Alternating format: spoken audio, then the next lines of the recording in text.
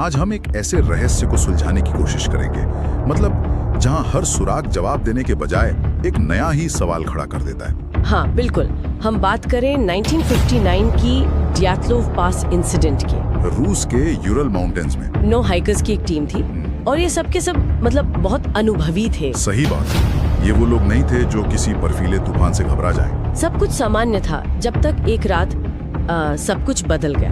और आज हम इसी पहेली के टुकड़ों को जोड़ने की कोशिश करेंगे। तो शुरुआत कहाँ से होती है? शुरुआत होती है एक बहुत ही अजीब एहसास से।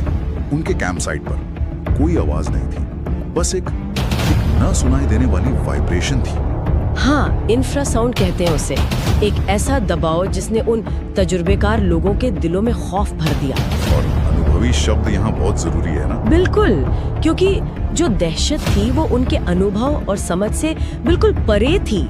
घबराहट इतनी ज्यादा थी कि उन्होंने टेंट के दरवाजे से भी निकलने की कोशिश नहीं की। उन्होंने उसे अंदर से फाड़ा, चाकू से। हाँ। एक मिनट, अगर खतरा बाहर था तो टेंट को अंदर से क्यों काटा?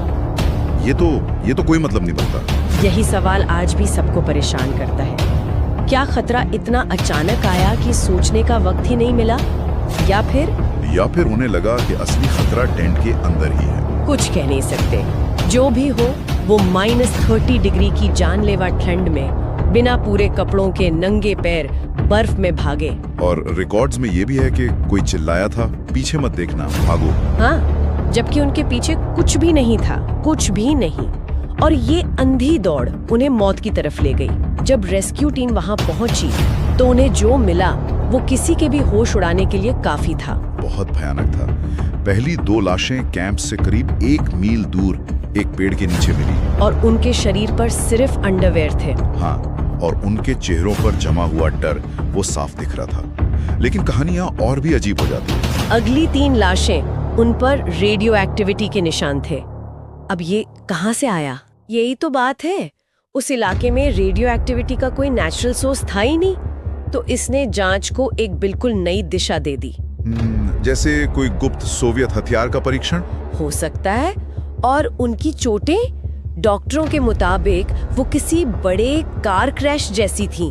हड्डियां ऐसी टूटी थी जैसे किसी जबरदस्त दबाव ने उन्हें कुचल दिया हो। ये सब पहले से ही बहुत अजीब है, लेकिन जो आखिरी 4 लाशों के साथ हुआ वो तो कल्पना से भी परे है। हाँ, वो एक खाई में मिले थे और उनकी चोटें सबसे ज्यादा डरावनी थी। एक महिला, लुदमिला डुबिनिना, उसकी जीभ गायब थी। जीभ गायब थी? हाँ, और एक और सदस्य, सेमियोन जुलोतारियोव, उसकी पसलियां अंदर से चकनाचूर थीं, लेकिन शरीर पे बाहर एक